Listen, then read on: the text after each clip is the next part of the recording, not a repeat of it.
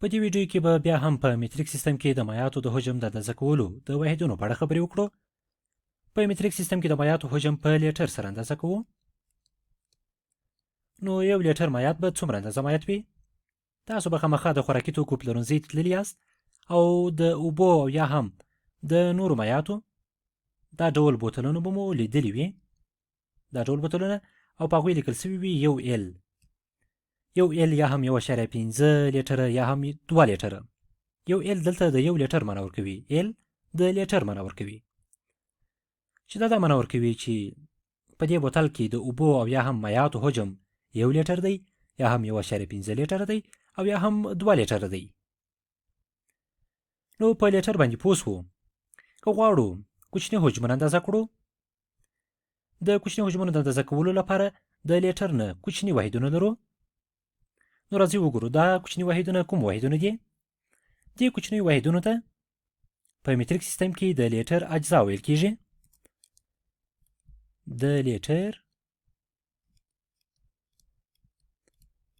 د لیټر اجزا یا هم هغه واحدونه چې د لیټر نه کوچني دي. ډیسي لیټر دی، ډیسي لیټر.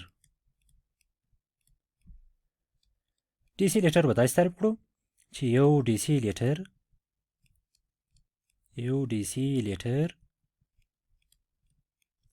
مساوي کیږي په 1/10 لیټر. یعنی یو ډیسي لیټر د یو لیټر لسمه برخه ده، یا هم که یو لیټر په 10 برخو وویشو یوه برخه به یې یو ډیسي لیټر وي.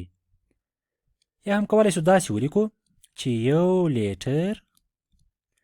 لیټر مساوي کیږي په 10 ډیسي لیټره سره. ډیسي لیټره یو لیټر 10 ډیسي لیټره کیږي. دلته موږ د ډیسي مختاړی لرو. د ډیسي مختاړی د 1/10 معنا ورکوي. ورپسې به د سانتي لیټر په اړه خبرې وکړو. سانتي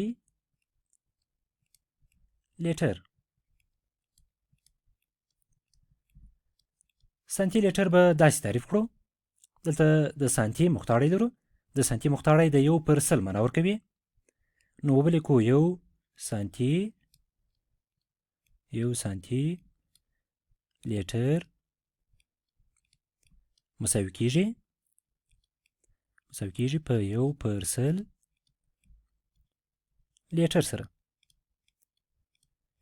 یعنی یو سانتي لیټر د یو لیټر سلمه برخه ده، یا هم که یو لیټر په 100 برخو وویشو یوه برخه یې یو سانتي لیټر دی. داسې هم کولی شو ولیکو چې یو لیټر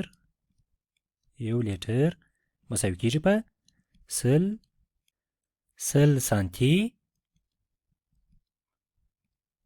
سانتي لیټر سره.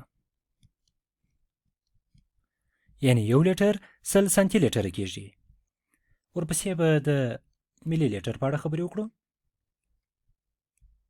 ملي لیټر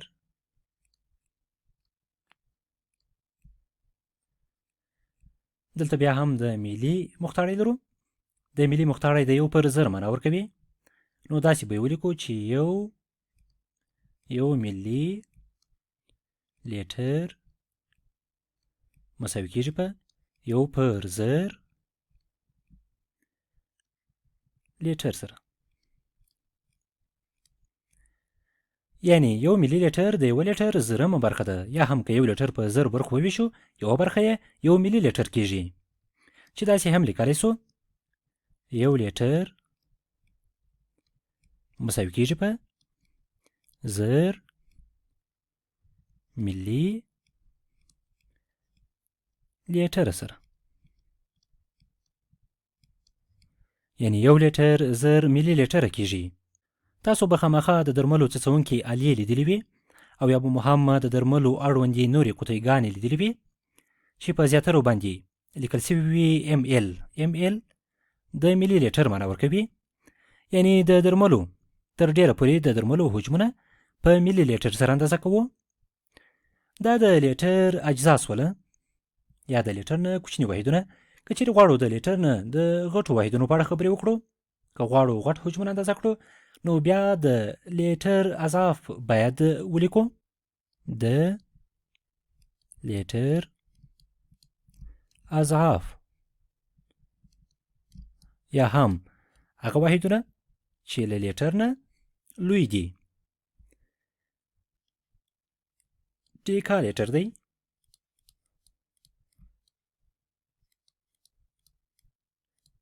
ډیکا لیټر به داسې تعریف کړو.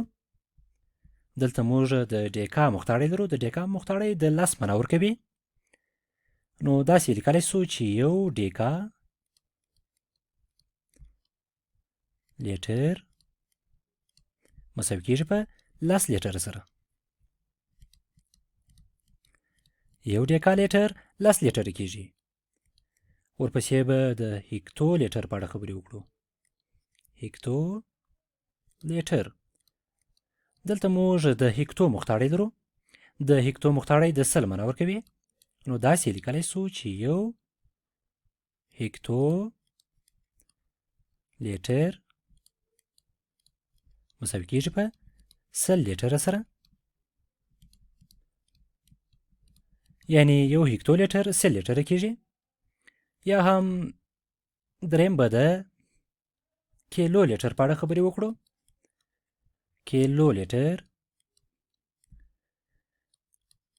دلته موږ د کیلو مختاړی لرو. کیلو د 1000 معنا ورکوي. نو داسې به ولیکو چې یو کیلو لیټر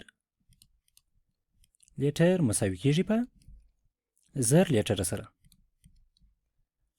1000 لیټر. یعنی یو کیلو لیټر 1000 لیټر کېږي. د کیلو لیټر نه موږ د لویو حجمونو مایعاتو د اندازه کولو لپاره کار اخلو. د بیلګې په توګه د لامبو د حوضونو د اوبو د حجم د اندازه کولو لپاره له کیلو لیټر څخه کار اخلو. نو دا واحدونه د لیټر اضعاف دي یا هغه واحدونه دي چې د لیټر نه لوی دي. خو په افغانستان کې موږ د مایعاتو د حجم د اندازه کولو لپاره په ټوله کې زیاتره له لیټر نه کار اخلو او له ملي لیټر نه کار اخلو. او ځینې وختونه د لوی حجمونو د اندازه کولو لپاره له کیلو لیټر نه هم کار اخلو.